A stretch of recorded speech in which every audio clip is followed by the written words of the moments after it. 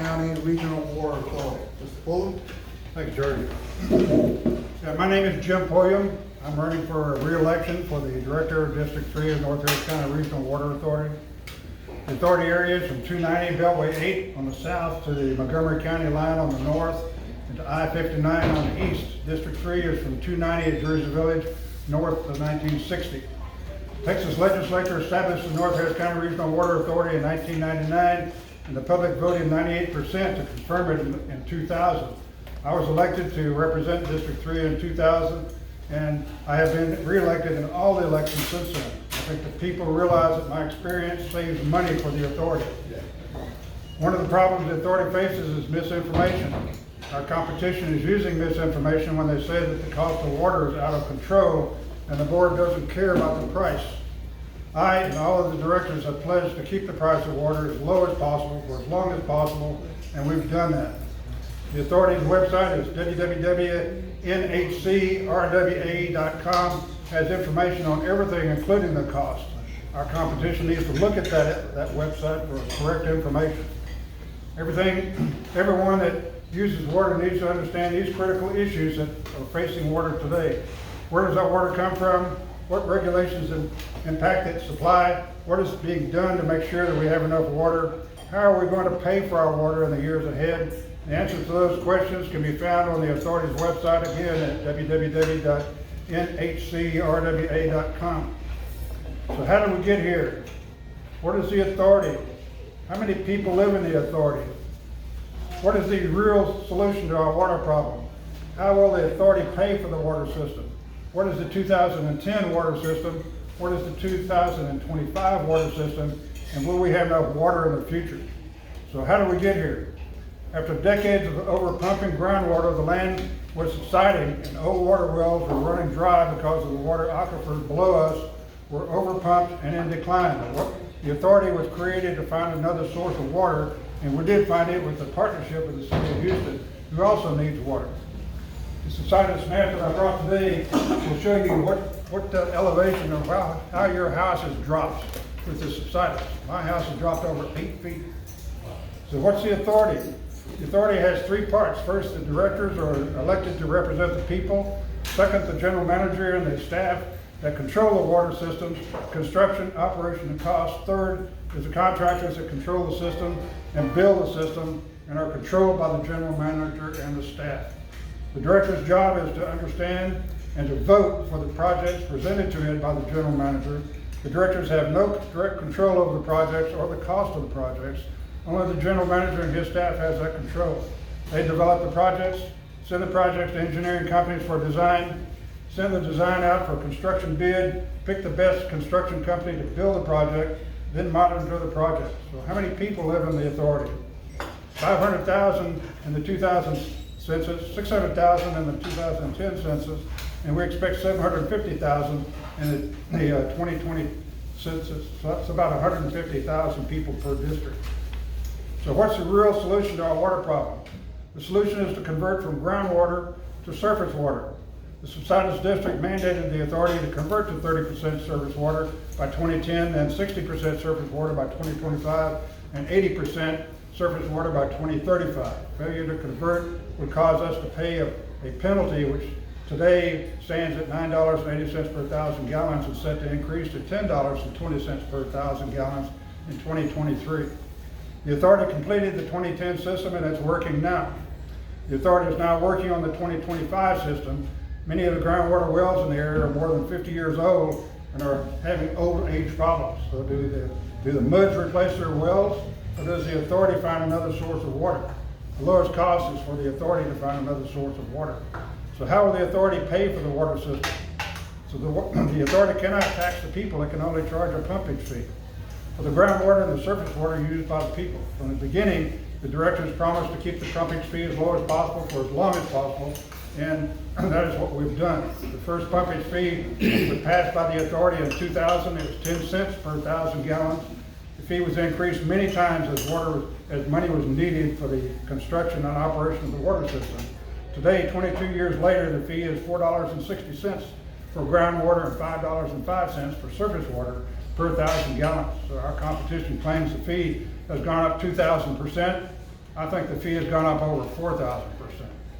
The authority water system will be paid with bonds, and those bonds will be paid by the people in the authority. The authority obtained over $2 billion of the lowest cost bonds available in the USA from the Texas Water Development Board SWIFT fund. It's SWIFT, it stands for State Water Implementation Fund for Texas. The authority will save over $250 million over the 30-year life of those bonds. When those bonds are paid, the pumpage fee will decline down to the operation and maintenance, the O&M. So the authority fee today pays for the O&M costs of the current authority system, the water system we're building, the water we purchase from the city of Houston, and fees to the subsidence district for the existing mud well. So what's the 2010 system?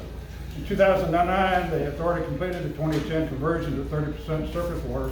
The cost was $540 million. That conversion consisted of a share of the cost of the Houston Northeast Water Treatment Plant on Lake Houston, the Jimmy Schindlerwolf Regional Pump Station on Spears Road, the regional wells, and miles of pipe. The 2010 system serves about 60 minutes. What's the 2025 system? The authority is building the 2025 system right now. It'll be 60% surface water. The total authority cost for that system is $1.6 billion. The water system moves 450 million gallons of Trinity River water per day into 2 large transmission pipes that flow into the Lucis Bio Canal that goes to Lake Houston. That water will then be treated by the new water treatment plant on Lake Houston. Our share of that water will be piped to the Allen Rendell Regional Pump Station on Gesner Road, then through 75 to 80 miles of pipe to the citizens. So the blue pipes on Beltway 8 at 290, that'd be on the north side of Beltway 8 and 290, are our big pipes. They're going to be in a tunnel going underneath the railroad as well as 249. Have one more minute. Just about clear. 2025 system serves about 70 minutes. So yes, will we have enough water for the future? Yes, I think we'll have enough water for the future. The system we're working on with the city of Houston is for water that we will need in 2050. Can that system supply water in a serious drought? The system worked in 2011 drought, so it should work in the future droughts as long as the Trinity River has water. Thank you very much. Okay. Does anyone have any questions for Mr. Pullen? Thank you, sir.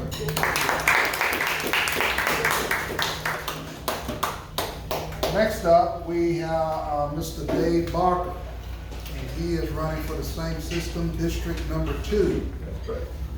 Are you any relation to Howard Barker? No, I'm not. Okay. Common question.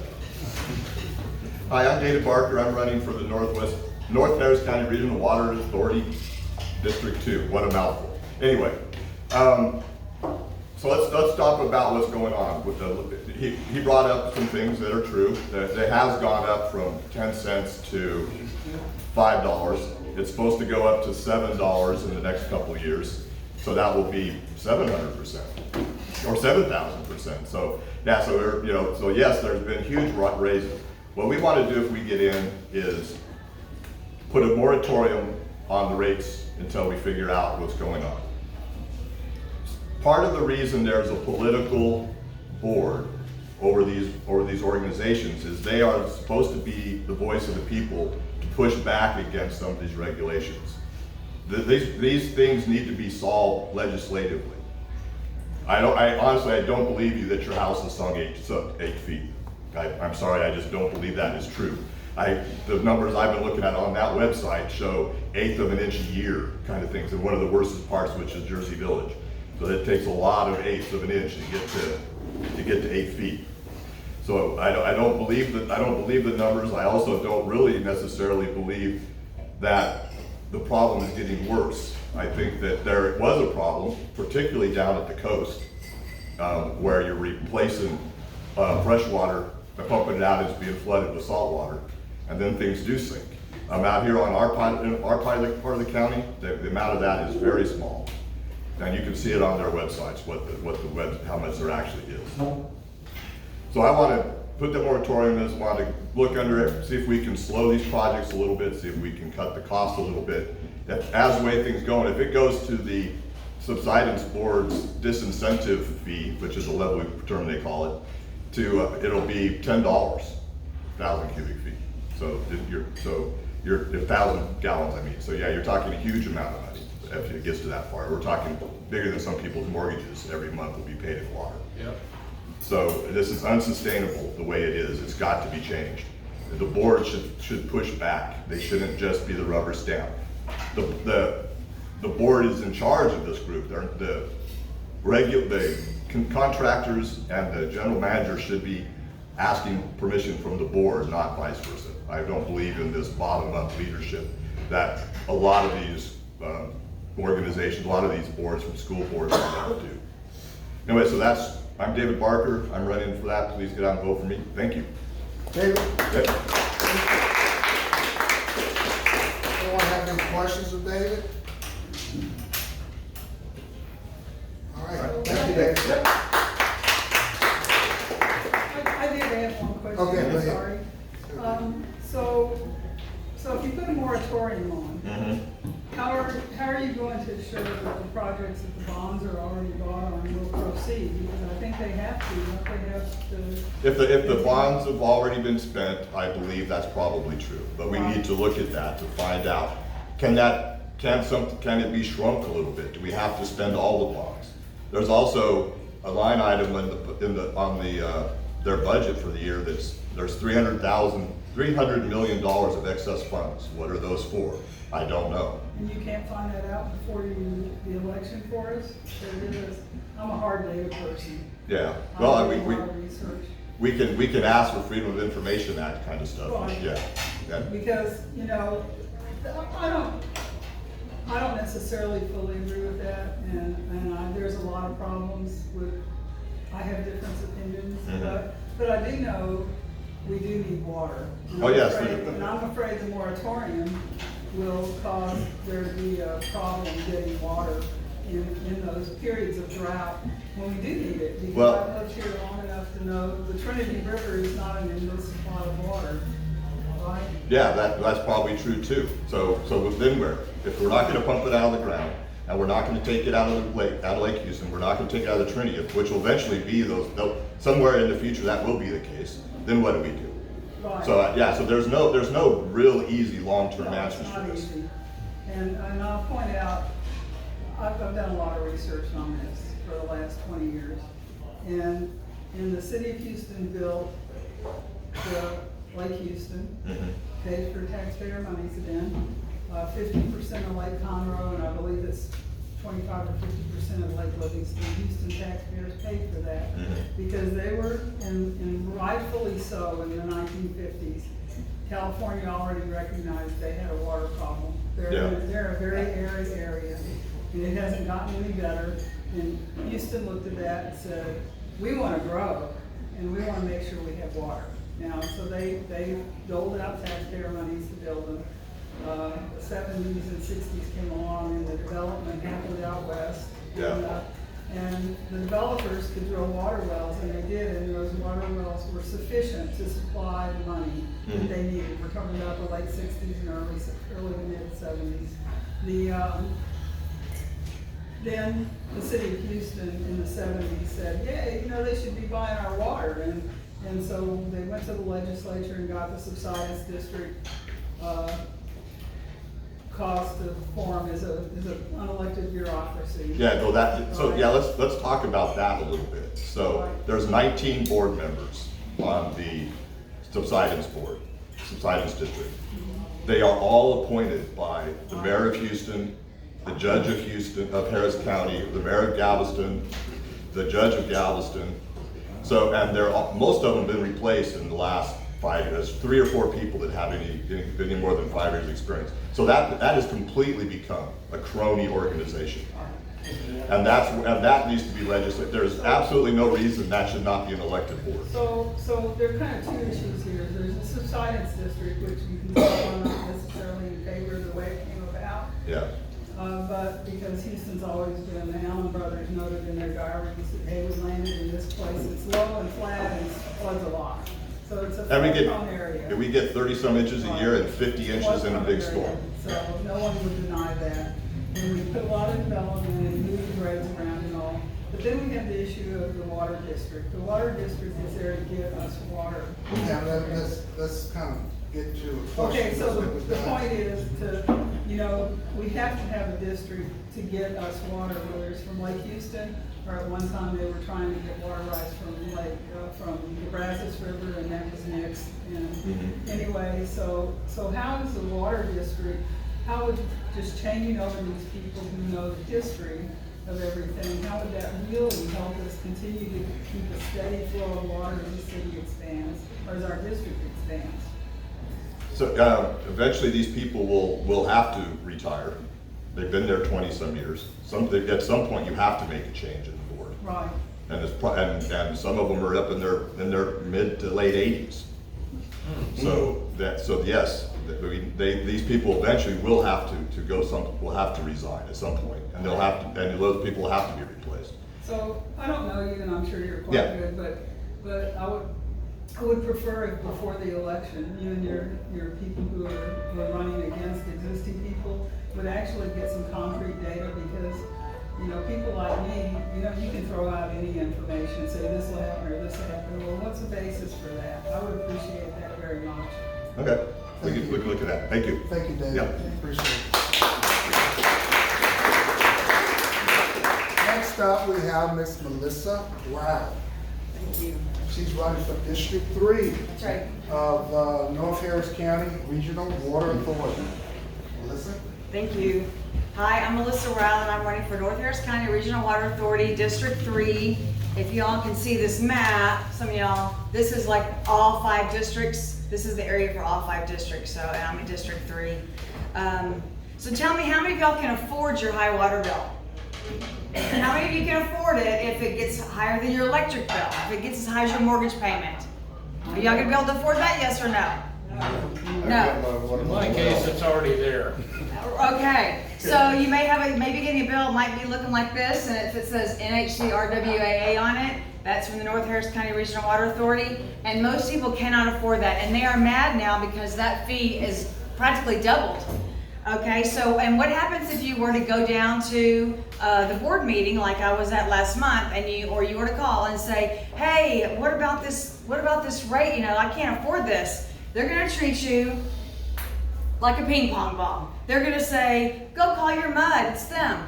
Oh, you have a leak in your sprinkler system. Oh, you have a toilet leak. That's what they're gonna say. They're not gonna admit that, oh, that's just our fees. So that's what's gonna happen. You're gonna be treated like a ping pong ball. Let me reference a couple things that my opponent said. He said he's been reelected all these years. He hasn't had an election, I don't believe, in all these years. So he's just continued to be on the board. And regarding subsidence, you know, I had heard Jersey Village was down 6 feet. He says it's 8 feet. I've called a guy who does foundation repair, and I said, hey, is there like a lot of foundation repair in Jersey Village? He says no. He says most of it's like out in Katy, where the rice fields are, places like that, where they're building and developing where they shouldn't be, right? That's the kind of place that's gonna have all that subsidence.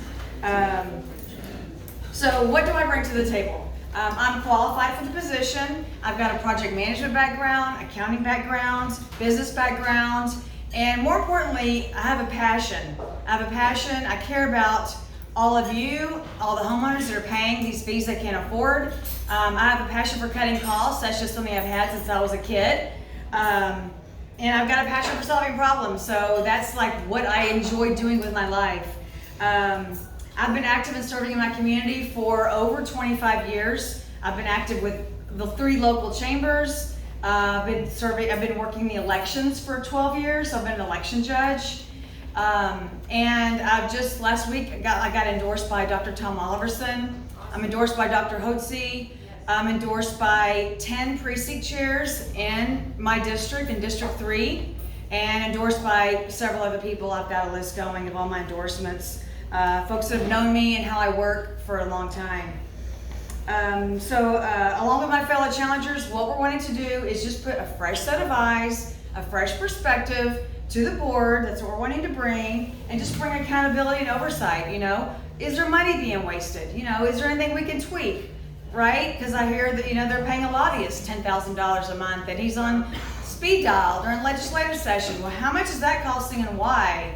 You know, they've got 6 websites to promote what they're trying to do Why do we need 6 duplicate websites? You know, so let's see where we can cut costs, right? And so that's kind of what I'd like to do. That's my personality, and I think that's about it. And I forgot to say, I was block walking this morning, so I'm sorry for being like sweaty and all that. But anyway, thank you for having us. Thank you. And vote Melissa Rao. Any questions for Melissa?